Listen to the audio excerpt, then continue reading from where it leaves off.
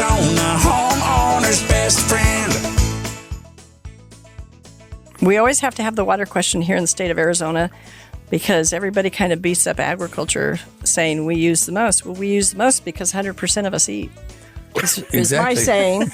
But what is your take with the water question? What's important for consumers to know about the industry's water use? Well, almost every pecan farm in the state has state-of-the-art efficient systems, either sprinklers or drip or some modification of that. Partly because farmers don't waste water because it's expensive. Right. It's very expensive, and for most farms, that's the number one cost. So they're efficient about how to use it.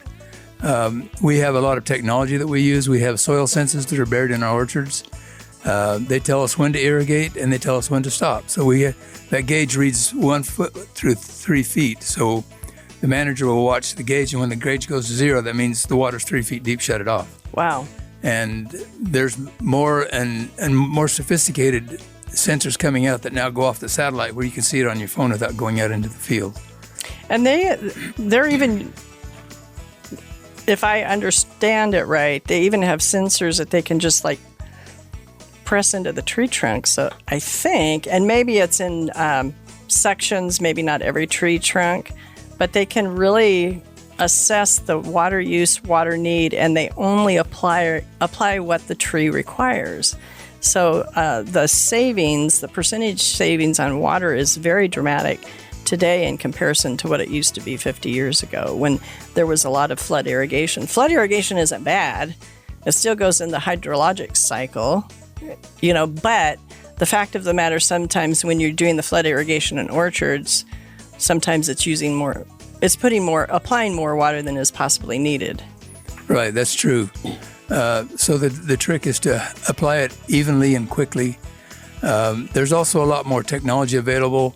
The University of Arizona has this climatic model or stations they call ASMET. So we can access the ASMET and see how much water by the climate data was used in a day, and you can calculate how much your trees will need, and then you know how much you need to put on. So you can look at historical models, you can look at current models, and you can forecast it also to try to match what the tree needs with what you're applying. Any estimates on the amount of savings over the years as we've improved the technology? Well, as a percentage, in my experience, a lot of these farms have gone from like 60% efficiency up to 80%. So there's about a 20% savings that's happening with growers most of them are investing their own money. There are not many grants in that. There are some, but mostly it's growers who have a conscience and also are paying the bill. So they need to keep their water costs under control. Well, that's one of the things that you factor. I don't factor anymore because we're not doing production agriculture as a family anymore. But like when I was on the Walden's farm, Green Valley Pecan, and they did it in phases, but converting to different water systems that were more efficient. We forget about the cost per acre of what they're doing, but still, in the long run, the ROI was there because of the level of water savings. So that's one of the reasons why you see some of the sophisticated systems on the farms that we see. It's interesting you'd mentioned that because I did the study for that farm to put the first sprinklers in to document here's the cost and here's the benefits. Really? And the benefits were much larger than they knew when they started. Of course, there's water management, but there's a huge labor savings because they can turn on this several hundred acres of sprinklers and leave it on for 1 or 2 days, depending how much they need. There's nobody out there moving the water. With the flood system, there's somebody out there twice a day moving the hoses down. And if the water got out a little bit early, they don't come on to the shift until 7 o'clock. And the other thing is they were able to farm more land because the land that's occupied by ditches and that, they took it out and put some more trees in. And literally, they're making their decisions and calibrating and calculating and assessing on their smartphones based on the water app that they have, correct? That's correct. Yeah.